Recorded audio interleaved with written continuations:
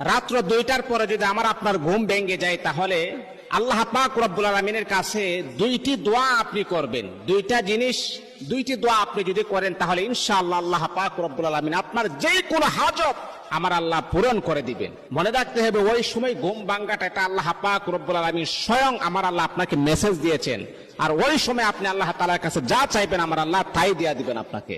এই জন্য আমার প্রিয় বন্ধুগণ, বিশ্ব নবী মদিনার কামলিওয়ালা নবী সাহাবায়ে কেরামকে বললেন, ও আমার সাহাবীরা শোনো শোনো, রাতের বেলা তোমরা যখন গভীর রাত্রে যখন ঘুমিয়ে যাও, হঠাৎ করে যখন তোমাদের ঘুম যখন ভেঙে যাবে, তখন তোমরা পড়বা লা ইলাহা ইল্লাল্লাহু ওয়াহদাহু লা শারীকা লাহু লাহুল মুলকু ওয়া লাহুল হামদু ওয়া হুয়া আলা কুল্লি শাইইন কাদির।